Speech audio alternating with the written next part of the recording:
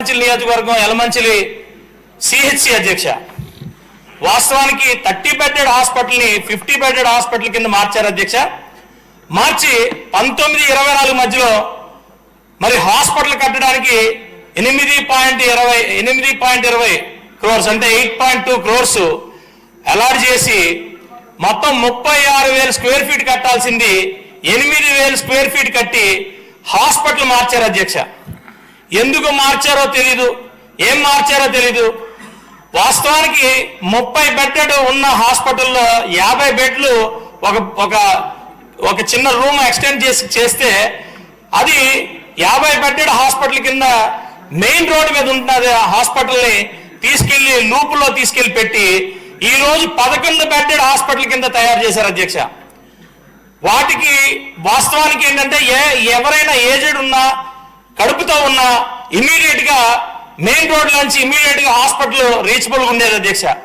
ఈ రోజు కేవలం హాస్పిటల్కి వెళ్ళడానికే ఆటోలు లేక రిక్షాలు లేక ఇబ్బంది పడే పరిస్థితిలో ఉన్నప్పుడు కనీసం ఈరోజు చాలా దారుణమైన పరిస్థితి ఉంది అధ్యక్ష. మీ ద్వారా గౌరవ మంత్రి వారిని నేను అడిగేది ఏంటంటే దయచేసి ఆ హాస్పిటల్ పరిస్థితి ఏంటో మాకు చెప్పండి, అసలు ఉన్నట్టా లేనట్టా.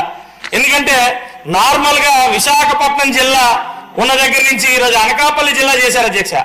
ఇక్కడ అనకాపల్లి జిల్లాలో జిల్లాకు సంబంధించిన ఆరోగ్యశ్రీ డిస్ట్రిక్ట్ కోఆర్డినేటర్ లేరు అధ్యక్ష. అలాగే డిఎంహెచ్ఓ ఇన్ఛార్జ్ చేశారు అధ్యక్ష, ఆయన పర్మనెంట్ పోస్ట్ లేరు అధ్యక్ష. అలాగే డిస్ట్రిక్ట్ కోఆర్డినేటర్ డిసిహెచ్ఎస్ కూడా లేరు అధ్యక్ష. అందరూ ఇన్ఛార్జీల మీద నడుస్తుంది అధ్యక్ష. అలాగే ఇందాక పెద్దలు కొంతల రామకృష్ణ గారు చెప్పినట్టు కేవలం అనకాపల్లి హాస్పిటల్ ఒకటే కాదు అధ్యక్ష, ఆఖరికి ఎక్కడ చూసినా ఏ హాస్పిటల్ చూసినా డాక్టర్స్ లేక అలాగే నర్సులు లేక ఇబ్బంది పడే పరిస్థితుల్లో చూస్తుంది అధ్యక్ష.